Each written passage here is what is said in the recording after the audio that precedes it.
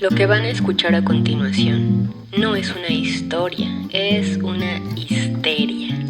Y trata sobre el impresionante impresionismo del pincel de Clausel.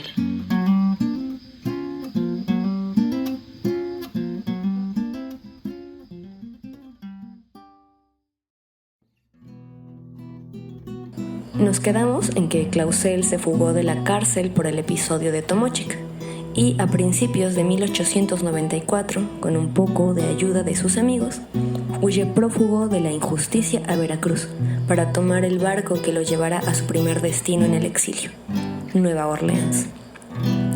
En 1894, los medios de comunicación eran mucho más lentos que ahora, y si uno quería mantener contacto con los que estaban lejos, debía escribir cartas.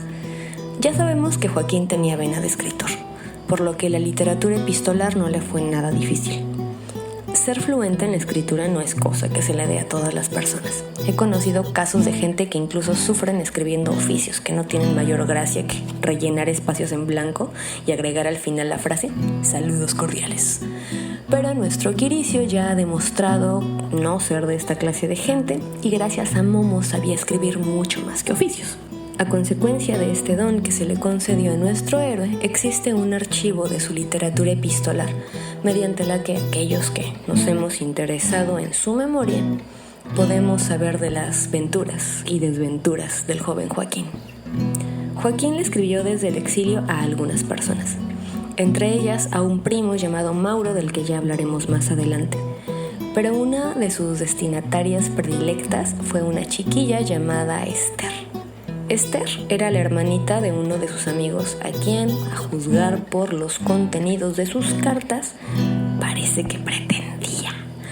Las cartas que Joaquín le escribió a Esther, a quien cariñosamente llamaba Chiti, a mi juicio son las más importantes, no porque se traten de cartas de amor, sino porque en ellas se ven plasmadas las dos fuerzas que se debatían por construir su historia. Por un lado la escritura y el arte plástico por otro. Las cartas a Chiti son de una belleza excepcional, tanto por el deseo que se le ha expresado en ellas como por la exquisita caligrafía de Joaquín. Pero lo que las convierte en poesía son los dibujos, que a mí me maravillaron por su precisión y me conmovieron por su delicadeza, que además no dejan adivinar para nada que la mano que los trazó no tuvo un entrenamiento técnico especializado para elaborarlos, ni que estuvieron producidos en condiciones de mucha precariedad anímica y material, como lo es el exilio de un perseguido político. Literatura y escritura se conjuntan de manera perfecta en estas cartas. Parece ser que la rabia, el amor y la nostalgia son pasiones que actúan en el alma del verdadero artista, provocando la unión de todas estas disímiles y contradictorias fuerzas que bajo otras condiciones lucharían cada una por su parte. Las épocas en las que el Instituto Campechano le negara su carta de buena conducta también pudieron haber sido tiempos de estas pasiones. La pérdida del padre y la necesidad de afrontar una vida cuya realidad social era lacerante. El fuego de las pasiones, guiadas por la inteligencia, insufla en el alma humana el coraje suficiente para expresar con toda realidad lo que necesita emerger de lo profundo. En aquellos años emergió como esa mordaz caricatura, una alquimia de letras y trazos que denunció una verdad incómoda ante la hipócrita sociedad de su época.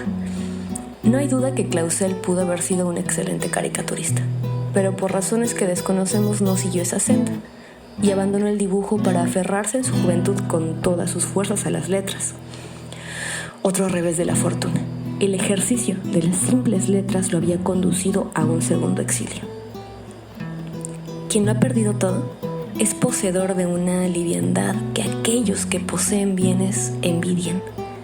Desde esa liviandad, Joaquín, enamorado, herido, perseguido, derrotado por la dictadura del poder, puede expresarse como realmente es. Dibuja y escribe. Escribe y dibuja sin más pretensiones. La semilla de la poesía comienza a germinar en él. Todavía no lo sospecha, pero todo ya está puesto para que se convierta en el otro mago mexicano de la luz. ¿Hay otro? Por supuesto. Ese mago es Dr. Atle. Ya se conocerán, pero aún faltan muchos años para que esto suceda. por lo pronto, volvamos al exilio con Clausel.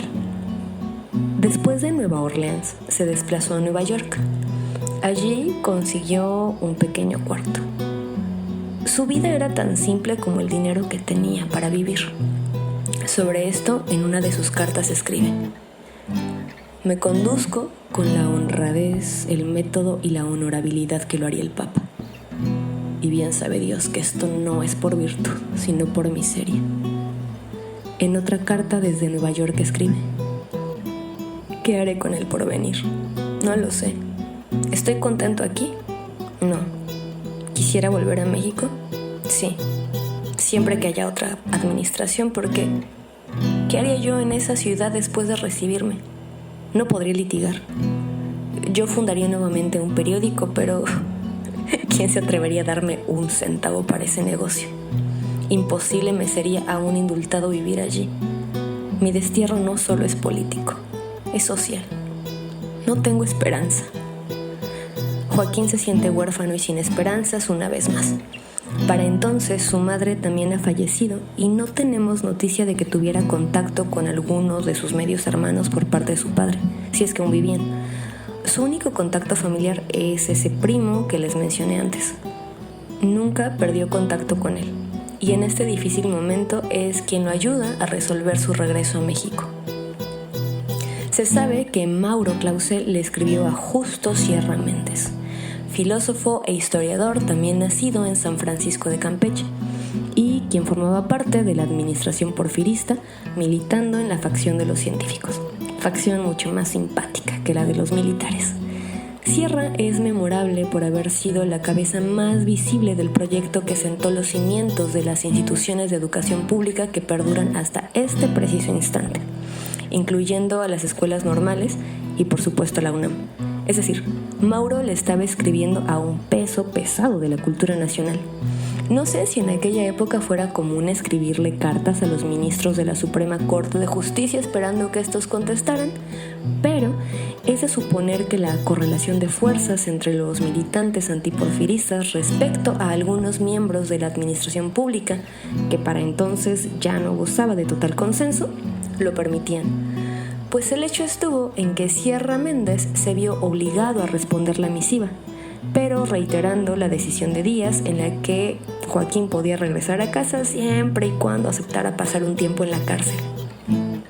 Clausel se niega a aceptar el castigo y expresa que no es por falta de resolución, sino por una cuestión de principios, por poco prácticos que parezcan en esos momentos, y que la fuga es solo una salida honrosa si se soportan las consecuencias. Así, fiel a sus imprácticos principios, alarga el exilio, que lo llevará a su destino final, París.